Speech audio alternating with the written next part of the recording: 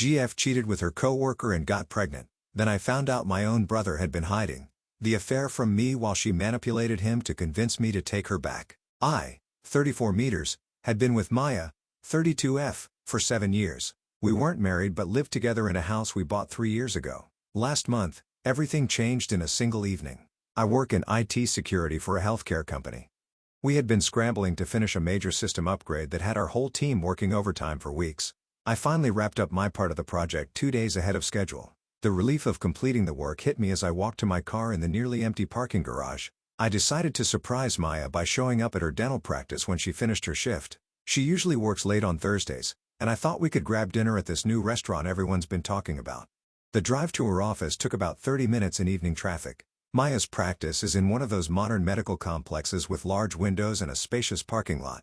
When I pulled in, most of the lights were already off. The parking lot was nearly empty except for Maya's silver Accord and another vehicle I didn't recognize, a black BMW that I later learned belonged to one of the doctors. I parked a few spaces away and called her phone, thinking I'd ask if she was ready to leave. Her ringtone echoed from her car, that stupid song from that movie she loves. I walked over, expecting to see her gathering her things inside. Instead, I saw Maya in the passenger seat with a guy. They weren't just talking. His hand was up her shirt, and they were kissing like teenagers.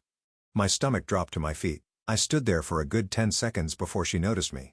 Her eyes went wide, and she practically shoved the guy away. The guy turned around, and I recognized him immediately. It was Dr.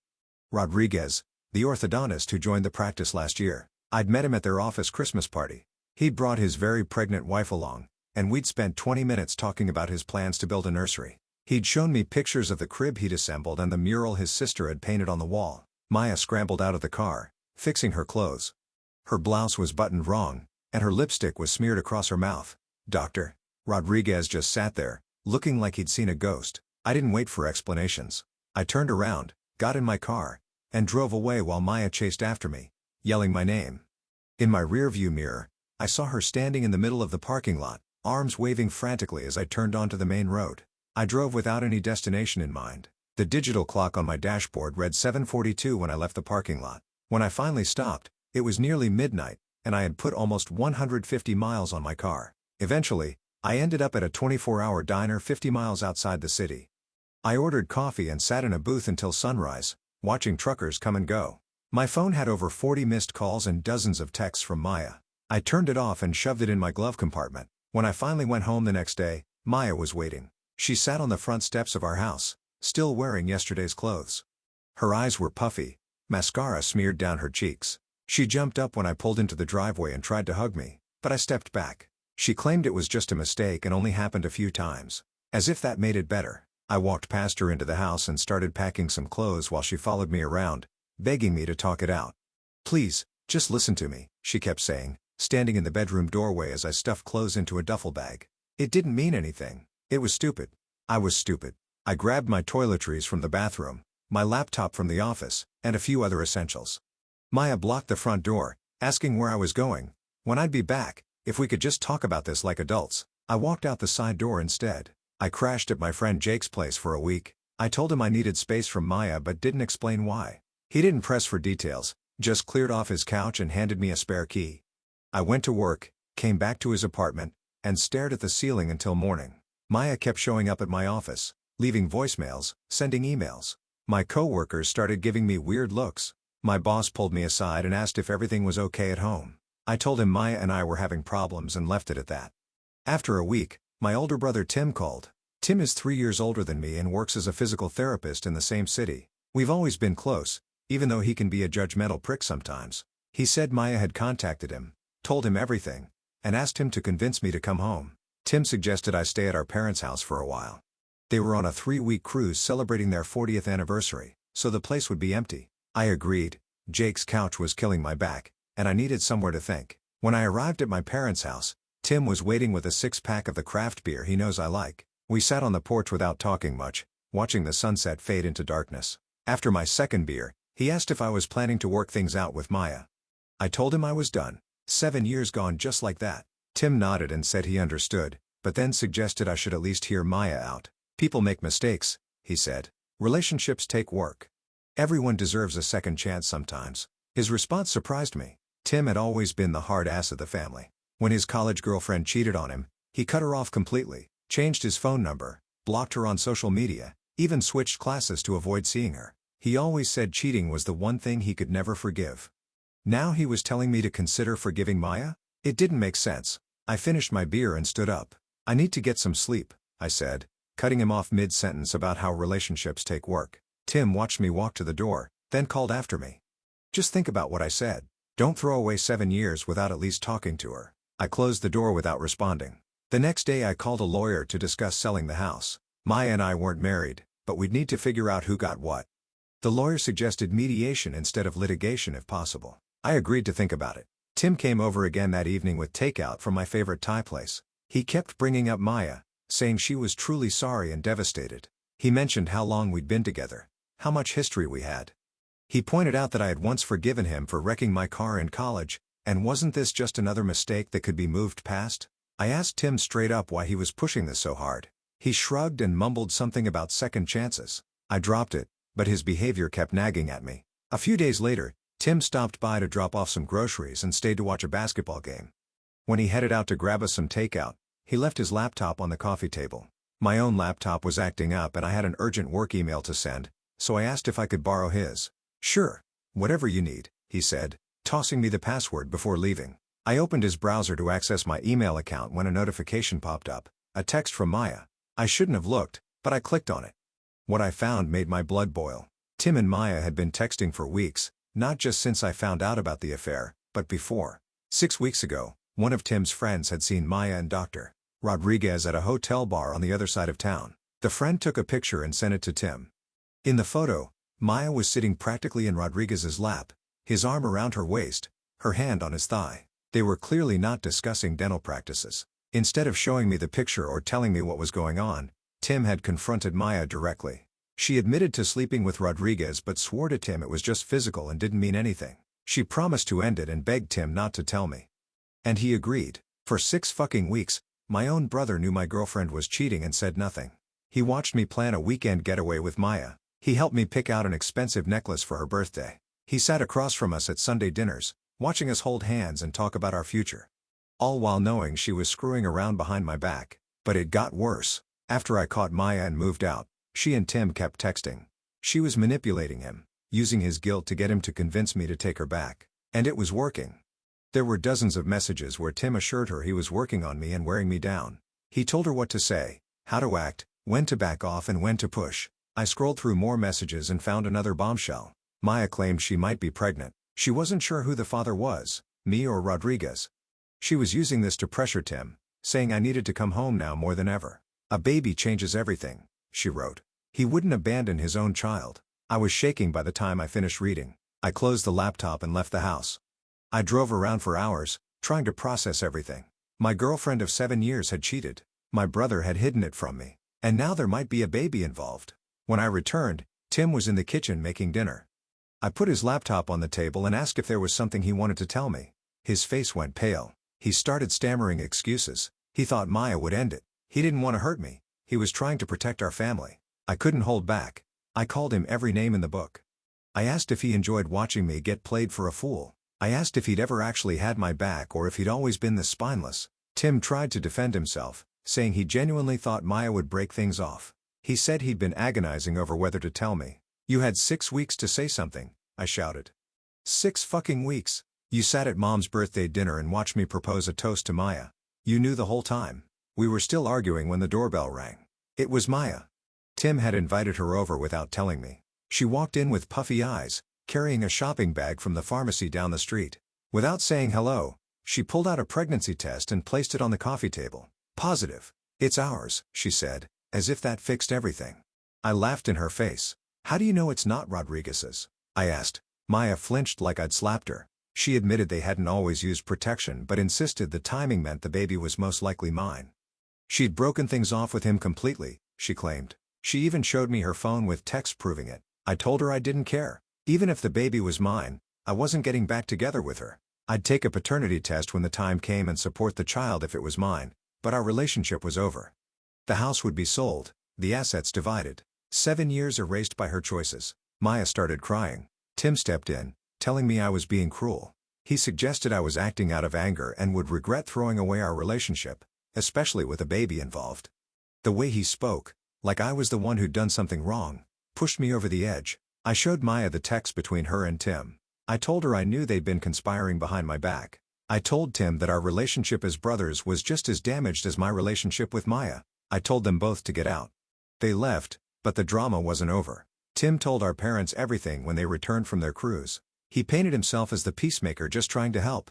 When my parents returned from their cruise, they found me still staying in their guest room. My mom cornered me in the kitchen my first morning back, saying I should give Maya another chance for the baby's sake. She said everyone makes mistakes and that throwing away a 7-year relationship was rash. I couldn't believe it. My own mother was taking Maya's side before even hearing my version of events. When I pressed her on it, she admitted Tim had been talking to her daily throughout their cruise, telling her how sorry Maya was and how the pregnancy changed everything. He had conveniently left out the part where he knew about the affair for weeks before I discovered it. I decided to end the bullshit once and for all. I invited everyone over: my parents, Tim, Maya, and even Maya's parents. They probably thought I was going to announce a reconciliation. My mom even brought a bottle of champagne. Instead, I laid out everything. I showed them the text between Tim and Maya from before and after I discovered the affair. I explained how Tim had known for weeks and said nothing. I showed them the picture Tim's friend had sent him, Maya practically in Rodriguez's lap at that hotel bar. I included the messages where Maya admitted the affair had been going on for months, not just a one-time mistake as she'd initially claimed to Tim. Maya's father, who had always treated me like a son, looked at her with such disappointment it was almost painful to watch. My dad went silent, the vein in his forehead pulsing the way it does when he's truly angry. My mom tried to defend her position at first, saying she just wanted what was best for the baby, but even she couldn't justify the deception when confronted with the evidence. Tim tried to paint himself as caught in the middle, just trying to do what was right for everyone. Maya's mother called bullshit on that. If you really cared about doing what was right, she told him, you would have told your brother the truth from the beginning. The meeting ended with Maya in tears, Tim sulking, and everyone else processing what they'd learned. Maya's parents apologized to me before they left. My dad pulled me aside and said he was proud of how I was handling things. My mom hugged me and apologized for not supporting me from the start. In the weeks that followed, I hired a lawyer and started the process of selling our house. Maya moved back with her parents temporarily. Tim tried to make amends, bringing over dinner, offering to help with the house sale, suggesting we watch the game together like old times. I kept my distance. I told him I needed time. I contacted Rodriguez's wife through social media and told her everything. She deserved to know the truth just as much as I did. I sent her the picture Tim's friend had taken and offered to speak with her if she wanted more details. She thanked me, though I suspect her world was crashing down just as mine had.